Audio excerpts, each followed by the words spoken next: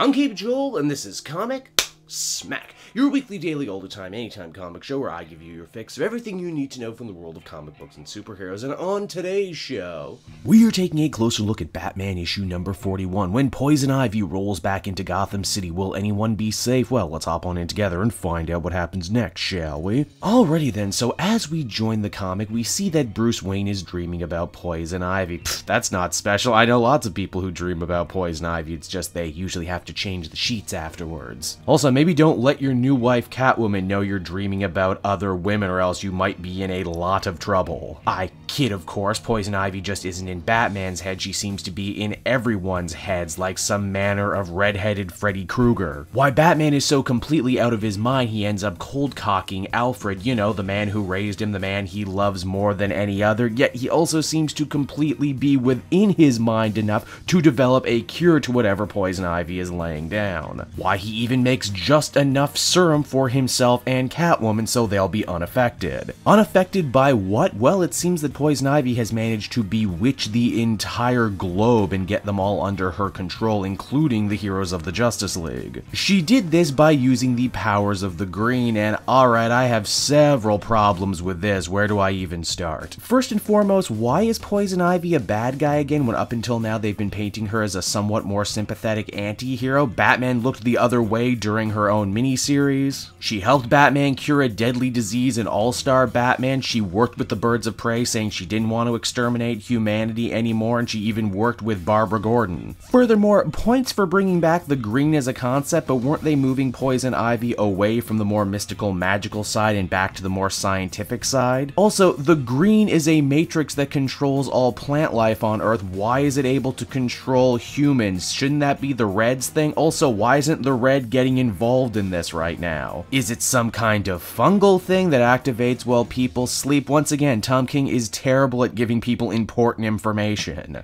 Now, we check in again with Batman and Catwoman. They wake up in their beds, fully costumed, of course, which leads me to believe that maybe none of this is real and maybe we're watching some sort of weird, crazy dream narrative. Poison Ivy starts talking to our heroes through Alfred, and once again, Batman tries to punch Alfred. This time, he is in his right mind. What, did he think punching Alfred would stop Poison Ivy? Luckily, a controlled Flash ends up taking the hit, and Batman knocks him out with but a single punch. Poison Ivy applauds Batman's chemistry, being able to keep him and his wife out of her control, but she says that what worked for him isn't going to work for anyone else in the world. She also says now that she controls the entire world, Batman and Catwoman are so insignificant to her, she's not even going to try and kill them. Oh, good. You see, I was afraid something exciting was going to happen. Also, has Poison Ivy never met Batman before? He's pulled victory from the jaws of defeat how many times before? And yeah, it's right around there that the comic ends, our two heroes being the only sane people in a world under the sway of Poison Ivy. So that was Batman number 41, everyone, and if you couldn't tell from my general demeanor, was not feeling this one. But maybe not for the reasons you might at first think. I'm not against turning Poison Ivy back into a villain. I mean, such as comic books, the status quo is always returned to. What I'm not exactly cool with is Tom King seemingly jettisoning so much continuity and character development the character has had over the years. Now granted, it's still early in this new arc and there's a lot of places they could potentially go with this, like why Poison Ivy became bad again, or what she even wants taking control of the entire world. But if I've learned anything from Tom King's tenure on Batman, sometimes the most obvious, most necessary questions go unanswered. Looked pretty nice though, I gotta say. I dig Plant Goddess Poison Ivy, it's a cool look. Overall, I'd give this a 5.5 out of 10. So that's Batman, everyone. I hope you enjoyed the video, and as always, be sure to take a closer look at some of these other things I've been working on. Then you can follow me on Twitter and Facebook at Cape Joel, so you always know what I got coming out next. And hey, if you particularly like what I do and are feeling in a supportive mood, please check out my Patreon page down in the description. Patrons get exclusive access to videos and content before anyone else, and they can do so for as little as $1 a month. That's $12 a year. And until next time, everyone, this has been Cape Joel. Thank you so much for watching and listening, and I'll see you all again later. Bye-bye.